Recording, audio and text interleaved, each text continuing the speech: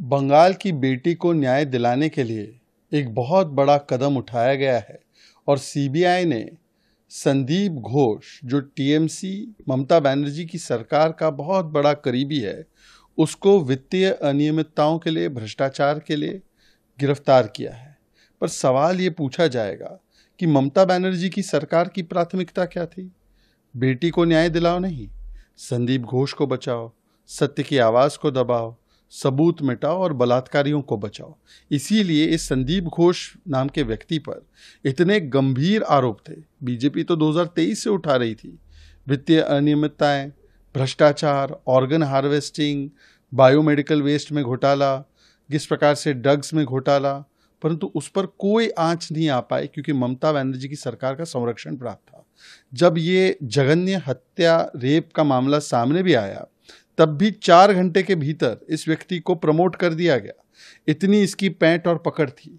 आज जब ये गिरफ्तार हुआ है तो सवाल तो ये बनेगा कि ममता बनर्जी जी कब इस्तीफा देंगी?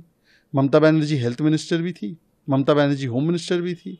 क्या उनको नैतिक जिम्मेदारी नहीं उठानी चाहिए? उल्टा उनके विधायक, उनके नेता प्रोटेस्टर्स को धमका रहे हैं, गाली गलौज कर रहे हैं। ममता बनर्जी जो है वो देश में दंगा लगाने की बात कर रही है और इंडिया अलायंस के सारे नेता जो है, जो लड़की हूँ की बड़ी बड़ी बातें करते हैं या जो संविधान बचाओ की बातें करते हैं, चाहे कोलकाता हो, चाहे केरला हो, चाहे कन्नौज हो, बेटियों के पक्ष में ये सभी लोग चुप हो चुके हैं। प्रियंका वाड्रा जी भी, राहुल गांधी जी भी, अखिलेश यादव जी भी। बंगाल की बेटी को न्याय दिलाने के लिए एक बहुत बड़ा कदम उठाया गया है और सीबीआई ने संदीप घोष, जो टीएमसी ममता बनर्जी की सरकार का बहुत बड़ा करीबी है, उसको वित्तीय अनियमितताओं के लिए, भ्रष्टाचार के लिए गिरफ्तार किया है।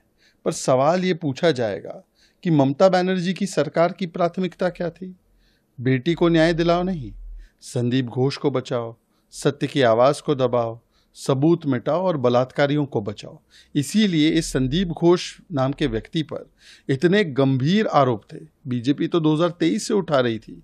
वित्तीय अनियमितताएं, भ्रष्टाचार, ऑर्गन हार्वेस्टिंग, बायोमेडिकल वेस्ट में घोटाला, किस प्रकार से ड्रग्स में घोटाला, परंतु उस पर कोई आंच नहीं आ पाई क्योंकि ममता बनर्जी की सरकार का संरक्षण प्राप्त था।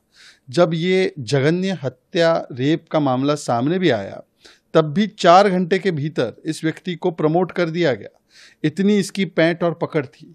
आज जब ये गिरफ्तार हुआ है तो सवाल तो ये बनेगा कि ममता बनर्जी जी कब इस्तीफा देंगी?